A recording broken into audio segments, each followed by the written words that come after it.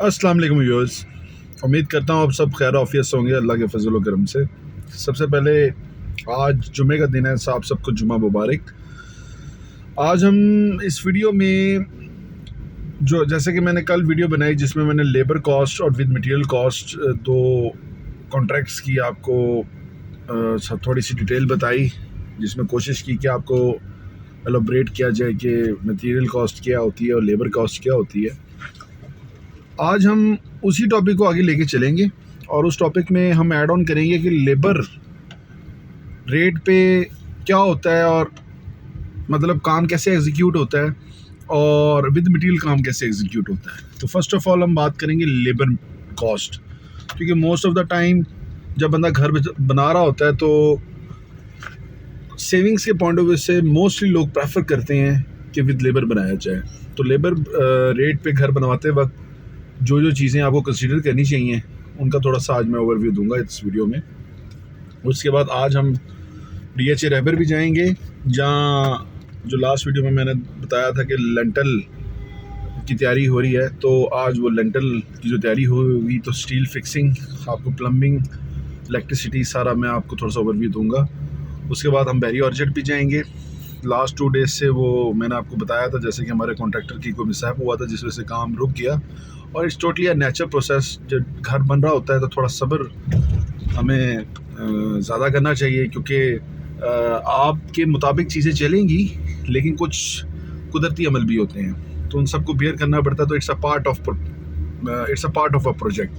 Delays भी आती हैं, इफ एंड बट्स, अनफॉर्सिंग रिस्क आ जाते हैं। तो फाइनली आज हमने उसकी भी एक्सकवेशन स्टार्ट करा देनी है। उसका भी आज मैं आपको बहरी ऑर्चर्ड का भी ओवरव्यू दूंगा, और साथ साथ जितनी इन्वेस्टमेंट अपॉर्चुनिटीज़ आजकल मार्केट में अवेलेबल है कमिंग डेज़ में मैं आप सबको तमाम सोसाइटीज़ को जो LD अप्रूव्ड हैं, सेफ़ हैं, जिसमें फ्रॉड नहीं है, जिनके पीछे ग्रुप स्ट्रॉन्ग है, वो सारे in the coming videos step by step मैं आपको एलोब्रेट करता जाऊँगा और साथ साथ वीडियोज़ बना के आपको गाइड करता जाऊँगा। अच्छा, हम बात कर रहे थे लेबर रेट की। तो व्यूअर्स, लेबर रेट में जो कॉन्ट्रैक्ट है हमारा वो इस बेस पे होता है कि मैंने आपको बताया था कि एक लेबर रेट ये है कि जिसमें आप सुपरवाइज़र हायर करें और दिहाड़ी पे बंदे लगा लें, और दूसरा लेबर रेट ये है कि आप एक लेबर कॉन्ट्रैक्टर हायर कर लें, सारे बंदों की दिहाड़ी, उनका आना जाना, काम की चाल, वो सब उसकी सर दर्द होगी। तो लेबर रेट जो दिहाड़ी वाले पे है, जिस पे मैंडेज को दिहाड़ी कहते हैं, तो जो मैंडेज पे हमने करवानी है उसमें तो सिर्फ एक ही क्लॉज है कि आपने सुपरवाइज़र अच्छा रखना है और कोशिश करनी है कि अच्छी स्किल्ड लेबर आप हायर करें, और A to Z सारा का सारा काम आपने अपने सिर पे लेना है। मतलब आपने ही करना है और कोई नहीं करेगा, या आपका सुपरवाइज़र करेगा या आप करेंगे। Material, selection of material, choice of material, तमाम डिज़ाइन, तमाम लेबर के प्रॉब्लम्स, हर्डल्स, तमाम फाइनेंस, सारा कुछ। फाइनेंस ऑब्वियसली आप नहीं करना, मतलब फाइनेंस रिलेटेड जितने काम हैं, जितनी चेक एंड बैलेंस है, मटेरियल की क्वालिटी है, क्वांटिटी है, सब आपने ही वेरीफाई करनी है, और आपने इसकी लॉग्स एक शीट तैयार करके रखनी है जिसमें आपको पता हो कि आपकी विद मटेरियल और लेबर मटेरियल में क्या डिफरेंस आया है आपको, ताकि आपको आइडिया और आपको खुशी हो कि आपने क्या अचीव किया है। अब दूसरी क्लॉज है हमारी लेबर कॉन्ट्रैक्टर वाली। तो लेबर कॉन्ट्रैक्टर में जैसा कि आजकल इन्फ्लेशन थोड़ा सा पीक पे है, तो उसके अंदर कुछ चीज़ें होती हैं, वो डिपेंड करता है कि कॉन्ट्रैक्टर्स के साथ आपकी जो लेबर कॉन्ट्रैक्टर है उसके साथ आपकी कैसे रिलेशन है, और वो बंदा कितना स्किलफुल है, और नंबर ऑफ़ स्किल्ड स्टाफ उसके पास कितना अवेलेबल है। तो उसमें कुछ चीज़ें होती हैं, जैसे मैंने आपको उस दिन दिखाया कि अंडरग्राउंड वाटर टैंक है, एंटीसेप्टिक टैंक है, और फिर उसके बाद ग्रे स्ट्रक्चर है, फिनिश्ड है। तो जो भी कॉन्ट्रैक्ट आप लेबर कॉन्ट्रैक्टर के साथ करेंगे उसके रेट भी उस कॉन्ट्रैक्ट के हिसाब से डिसाइड होंगे। लेट्स सपोज आपने लेबर कॉन्ट्रैक्टर हायर किया, तो सबसे पहले वहाँ शिफ्टिंग ऑफ मटेरियल होगा। लाइक जो वहाँ आप गार्ड हायर करेंगे, वो आपके यानी जो ऑनर है, जो घर बनवा रहा है, वो उसकी ज़िम्मेदारी होती है कि वहाँ चोरी शोरी से बचने के लिए और सामान की हिफाजत के लिए एक गार्ड वहाँ हो, और वो जो ऑनर ऑफ द हाउस है वो वही बियर करता है एक्सपेंस। सेकेंडली फिर आप वहाँ बोर करवाएंगे, जैसे कि मैंने आपको बताया कि कुछ सोसाइटीज़ की रिक्वायरमेंट है कि ड्यूरिंग कंस्ट्रक्शन आप बोर यूज़ करेंगे, ऑल्दो वो टैंकीज मौजूद होती हैं तो फिर भी आपको बोर करवाना पड़ेगा, वो बोर भी आपके ही ज़िम्मे होगा। फिर उसके बाद लेबर और मटेरियल की सेफ्टी के लिए आप एक रूम बनाएंगे, वो आपकी रिक्वायरमेंट पे डिपेंड करता है और साइट कंस्ट्रक्शन पे डिपेंड करता है। मोस्टली 12x12 या 14x14 का कमरा एनफ रहता है, जिसमें आपका गार्ड भी रिजाइड कर लेता है और आपका सामान भी सारा सेफ रहता है। उसकी भी कॉस्ट आपको ही बेयर करनी पड़ती है। मोस्टली उसकी कॉस्ट इतनी ज़्यादा नहीं है, 2 दिन का ये प्रोसीजर है जिसके अंदर आप अपनी बजट और अपनी रिक्वायरमेंट के हिसाब से कमरा बना सकते हैं। लाइक 2 दिन को अगर हम बाइफ्रिकेट करें तो एक दिन में मिस्त्री और 2 मज़दूर, और अगले दिन भी 1 मिस्त्री और 2 मज़दूर। तो 2 मिस्त्री के मैन डेज लगेंगे, 2 दिन मिस्त्री के लगेंगे और 2 दिन 2 लेबर्स के लगेंगे। मतलब आप रफली निकाल लें तो 7-8 हज़ार 10 हज़ार रुपये में ये लेबर कॉस्ट करेगी। और जो मटेरियल है ऑब्वियसली वो आपको ही पे करना पड़ेगा, लेकिन वो मटेरियल रीयूजेबल है। लाइक जो ब्रिक्स यूज़ होंगी वो आप रीयूज़ कर सकते हैं आफ्टर द फर्स्ट स्लैब। मतलब आप घर बना रहे हैं, आपका पहला लेंटर डल गया है, छत आ गई है, तो आप वो ईंट दोबारा तोड़ कर कमरा वो आप कहीं यूटिलाइज़ कर सकते हैं। कमरा बनाने का मकसद तो यही है कि अगर बारिश आ जाए, खुदा ना खास्ता गार्ड ने कहीं खाना खाने जाना है या कोई ऐसी मजबूरी हुई है उसको जाना पड़ा साइड पे, तो वो की या लॉक में रखे सारी चीज़ें। अब यहाँ तक हमने बात कर ली सबसे पहले गार्ड की, वो भी एक्सपेंस आपका लेबर रेट में, जो लेबर कॉन्ट्रैक्टर आप हायर करते हैं। फिर हमने रूम की बात की, वो भी हायर करते हैं। अब हम नेक्स्ट फेज पे चलते हैं, एक्सक्यूवेशन, जिसे डिगिंग कहते हैं। तो वो भी मैं अपनी पहली वीडियो में बता चुका हूँ कि एक्सक्यूवेटर से भी करवा सकते हैं। अगर आपके पास फंड्स का कोई इशू नहीं है तो आप उसको स्पीडली करवा सकते हैं, क्योंकि वो विद इन 1 डे में, फ्यू आवर्स में वो एक्सक्यूवेट करके चला जाता है। हाँ, वो थोड़ा सा एक्सपेंसिव काम रहता है और उसमें मटेरियल थोड़ा सा यूटिलाइज ज़्यादा होती है और उसकी कॉस्ट भी ज़्यादा होती है। जो मैनुअल डिगिंग है उसमें मैनुअल डिगिंग होती है, मज़दूर बेलचा और वो गैंती लेकर और सारी चीज़ें लेकर, depending upon the texture of the soil, वो खुदाई करते हैं और साथ में लेआउट जो स्ट्रक्चर का आपने किया होता है उसको वो एक अमली शक्ल दे देते हैं, पता लग जाता है कि घर का ये प्लान है। तो ये सब करने के बाद फिर जो फाउंडेशन की तैयारी है, ज़मीन से लेकर ग्राउंड लेवल तक, मतलब रोड लेवल तक, और रोड लेवल से ऊपर, जो कि सोसाइटीज़ में मोस्टली 1 फुट से 2 फुट के दरमियान में होती है।